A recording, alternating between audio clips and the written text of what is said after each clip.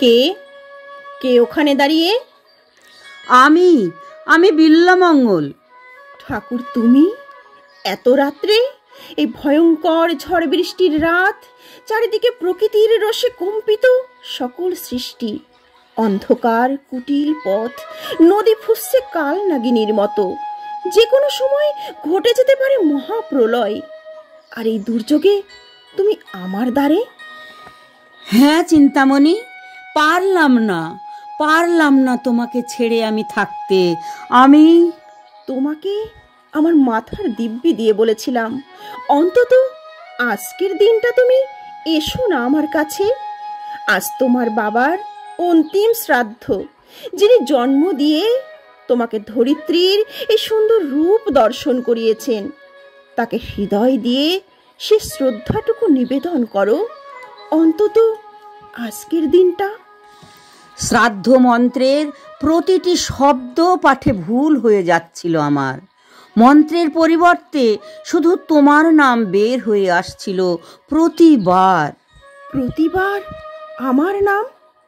এ তুমি কি ভুল করেছো ঠাকুর? হয়তো তোমার কাছে ভুল, কিন্তু আমার কাছে ভুল নয়। অন্তরের মাঝে যাকে অভিষেক করেছি সেই প্রথম দর্শনের রাত্রে, প্রতিটি মুহূর্তে সেই অনিচ্ছায় অন্ধ স্রোত হয়ে ভেসে আসবে অবলীলায়। এটাই তো স্বাভাবিক। ভাবছিলাম তোমার কথা রাখবো, কিন্তু পারলাম কই। তাই অবশেষে তোমার এই পাপাচারের কালি আমাকেও দিলে। তবে মৃত্যুর পরে নয়, এই জীবদ্দশাতেই তুমি আমার নরক বাস সুনিশ্চিত করে দিলে ঠাকুর। তোমার তো কোনো অপরাধ নেই এতে। এসেছি তো আমি আমার পথ বেয়ে। এ পথ যে তোমার ভ্রমের পথ। ভ্রম না ভ্রমণ তা সময় বলবে চিন্তা। কিন্তু তোমার পথ যে দিনে দিনে আমার পথে এসে মরে যাচ্ছে ঠাকুর। আমি যদি তোমাকে প্রশ্রয় না দিতাম, তাহলে কখনোই এদিন আসতো না তোমার। দিনকে তুমি বাধা দেবে সে ক্ষমতা তোমার আছে চিন্তা? এ যে আমার ভাগ্য লিখন। যদি তুমি একে মরণ বলো, তবে তোমার হাতে সাজানো চিতাই হবে আমার চিরকাঙ্ক্ষিত মুক্তি। এটাই বোধহয় ঐশ্বরিক ইচ্ছা। তুমি এই এত বড় নদী উত্তাল স্রোত পেরিয়ে কেমন করে এলে এ বিনষ্ট রাত্রে ভালোবাসার উজান বেয়ে? কি বলছো ঠাকুর? হ্যাঁ চিন্তা, প্রেম আর ভক্তির একটা আশ্চর্য শক্তি থাকে। এই শক্তির কাছে অনায়াসে পরাভূত হয় সকল বাধা, সকল বিপত্তি, যা দিয়ে মানুষ অসাধ্য সাধন করতে পারে। এ কোনো সাধন নয় ঠাকুর, এ কোনো নিষ্ঠা নয়, এ যে বিনষ্ট। সকল বিনষ্ট ধ্বংস করে না চিন্তা। বিনষ্টের মাঝেই থাকে সৃষ্টির মহা উল্লাস। নদীর ধারে যখন এলাম, দেখলাম নদী ফুঁসছে কাল সাপের মতো। চারিদিকে বিদ্যুতের মুহুর ক্রোধ বর্ষণ, ধু ধু নিশ্ছিদ্র অন্ধকার। দেখি দূর দিগন্তে শুধু একটা উজ্জ্বল আলোর রেখা, যে আলো আমার সকল অন্ধকার দূর করে দু নয়ন উদ্ভাসিত করে তোলে। সে শুধু তুমি, তোমার আলো। তারপর উত্তাল নদীতে ঝাঁপ দিলাম। যখন নদীর মাঝে মনের ইচ্ছার কাছে ক্রমাগত হার স্বীকার করছে অবাধ্য শরীরও, তখনই দেখলাম কিছু একটা ভেসে আসছে স্রোত বেয়ে। ওটাকে ধরেই এপারে। পরে দেখলাম সেটা আর কিছু নয়, একটা গলিত মানব দেহ। এ তুমি কি করেছো ঠাকুর? গোপনে অজান্তে আমি তোমার সর্বনাশ করে দিয়েছি। ঠাকুর, তুমি কেন আসো এইভাবে আমার কাছে প্রত্যেক দিন? তুমি কি বোঝো না চিন্তামণি? সত্যিই বোঝো না কেন আসি তোমার কাছে? আমি বুঝি না, আমি বুঝতে চাই না ঠাকুর। আমি বুঝি না এ তোমার ভালোবাসা না মোহ। ভালোবাসায় দৃষ্টি ফিরে, আর মোহে মানুষ অন্ধত্ব লাভ করে। আমি তোমার অন্ধত্ব যে দৃঢ়ভাবে প্রত্যক্ষ করতে পারছি ঠাকুর। মোহ থেকেই জন্ম নেয় ভালোবাসা, আর ভালোবাসা থেকে আসে প্রেম। যে প্রেম সকল অন্ধতা দূর করে নিয়ে আসে আলোর প্লাবন। ঠাকুর, তোমার এ প্রেম সমাজ মেনে নেবে না, কেন বোঝো না? আমি সমাজ বুঝি না, শুধু তোমাকে বুঝি। আমি তোমার মাঝে ভাস্কর্যের সেই আলোক শিখাই দেখেছি। আমার চোখের দিকে তাকিয়ে দেখো একবার, বলো সত্যিই বোঝো না? কেন আসি তোমার কাছে? আমার চোখের পল্লব কিসের নিশায় আজ সিক্ত? কার গন্ধ মেখে সেই নিষ্ঠুর রাত্রি জাগরণে কালিমা লেপন করে এক অনাহুত আনন্দে? কি আছে আমার, কি পাও তুমি আমার কাছে? আমি যে একটা পতিতা, নষ্টা নারী। আমাকে ফুলের আঘ্রাণের মতো ভোগ করা যায় শুধু। প্রেমের বরণ মাল্য দিয়ে ঘরে তোলা যায় না। আমার তো নতুন কিছু নেই দেওয়ার মতো। যেটুকু ছিল বিলিয়ে দিয়েছি আমি অর্থের বিনিময়ে। আর নতুন কি দিয়ে আমি তোমার জীবন ভরাতে পারি বলো? জানি জানি চিন্তামণি, তুমি একজন পতিতা। বিনিময় প্রথায় পুরুষের আনন্দ দায়নি এক মহাশক্তি। আর আমি কি? আমি তো একজন পতিত পুরুষ, মাতাল, লম্পট, চরিত্রভ্রষ্ট, পথভ্রষ্ট। তবুও তুমি ফিরে যাও। সমাজ শুদ্ধিকরণের মধ্য দিয়ে তোমাকে আবার পবিত্র করে নেবে। কিন্তু আমাদের ফেরার পথ নেই। এটাই নারীর ভাগ্য। এই ভাগ্য দেবতাকেই আলিঙ্গন করেছি আমি। নারীর ভাগ্য জানি না, কিন্তু জানি যে পুরুষের ভাগ্যে নারীর প্রেম জোটে না, তার মতো হতভাগ্য কেউ নেই এ পৃথিবীতে। কুষ্ঠরোগে আক্রান্তা মাকে হারিয়েছি মাত্র 5 বছর বয়সে। আমি যতবার মা মা করে গেছি, ততবার মা আমাকে দূর দূর করে তাড়িয়ে দিত। মা হয়ে সন্তানকে তাড়িয়ে দিতেন? হ্যাঁ চিন্তামণি, নারী যে চিরকালই রহস্যময়ী। মা ছোঁয়াচে রোগের হাত থেকে তার সন্তানকে রক্ষা করতেই অবহেলা করত। তার অবহেলায় যাতে আমার মনে একটা ঘৃণার উদ্বেগ ঘটে, যাতে আমি আর না যাই তার কাছে, সেই থেকে আমি নারীর প্রেম আর স্নেহ থেকে বঞ্চিত, সে মাতা রূপেই হোক বা প্রেয়সী রূপেই।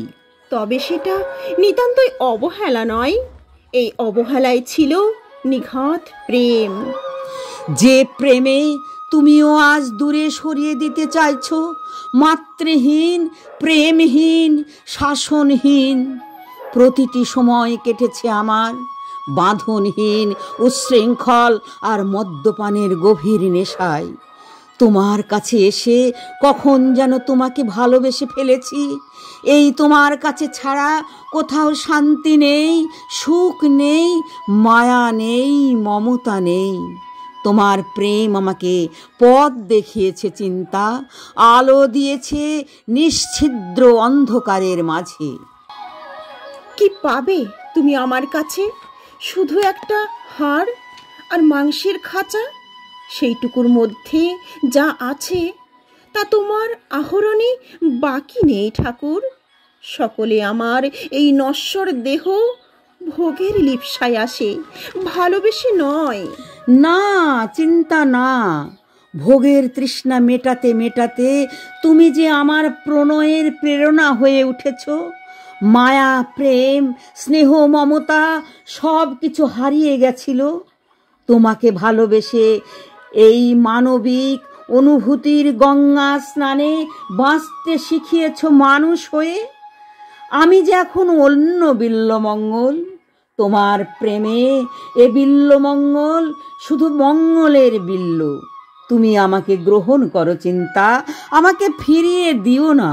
ক্ষমা করো বিল্ল ঠাকুর, যে সমাজ বন্ধন আমি ছিন্ন করে এসেছি, যে সমাজে আমার ফেরার পথ চিরতরে রুদ্ধ হয়ে গেছে। দোহাই তোমার, আরো বন্ধনে বেঁধো না আমায়। তবে তবে তবে কি? তুমি যা বলবে আমি তাই করব। একটা পথ আছে। সে পথ বলবে সেটাই আমার পাথেয়। তবু বলা শেষে তোমাতেই বিলীন হতে চাই আমি।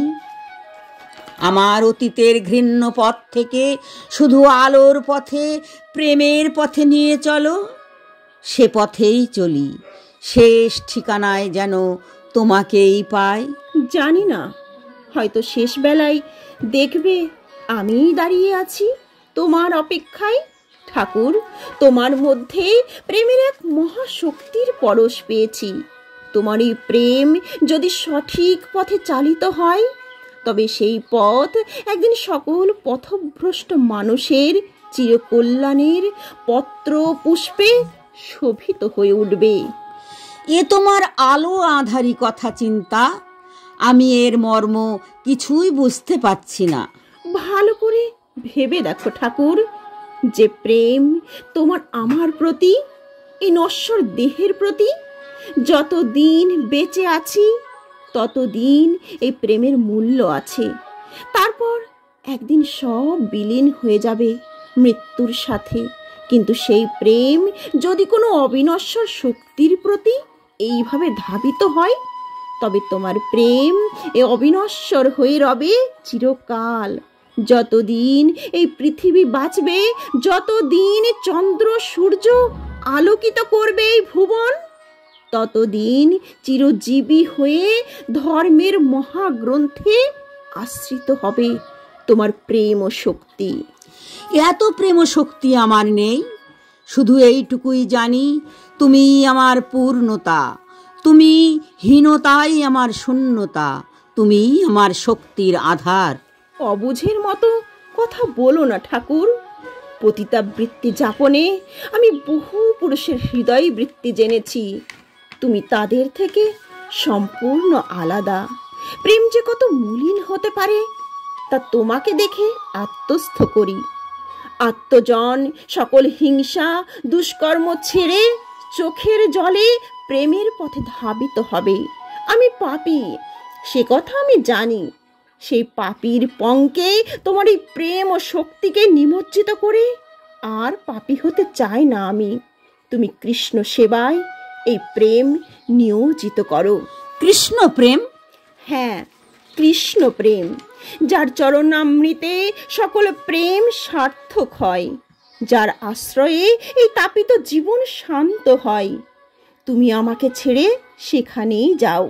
তোমার এই প্রেমে স্বয়ং ঈশ্বর বিচলিত হয়ে তার জ্যোতির্ময় মূর্তি নিয়ে একদিন এসে তোমার সম্মুখে দাঁড়াবে।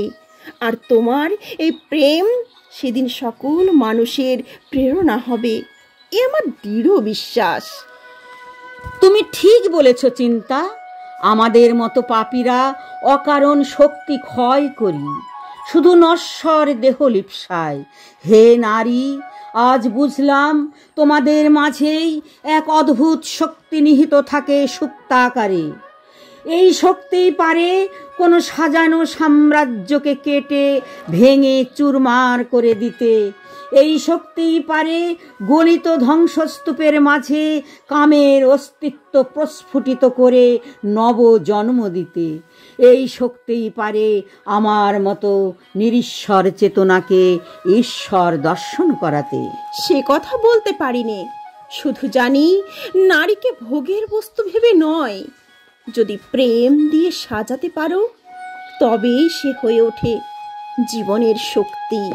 বুঝেছি, নারীর মাঝেই নিহিত শক্তি যদি সৃষ্টির ঔদার্যে নিক্ষিপ্ত হয়, তবে এই ভুবন আরো সুন্দর, আরো সার্থক হয়ে উঠবে, রক্ষা পাবে সকল কলুষতা থেকে। এই মহাশক্তির সম্মুখে দাঁড়িয়ে আজ বলে যাই, একা তুমি নারী, নাড়িয়ে দিতে পারো সব ভণ্ড দর্শন।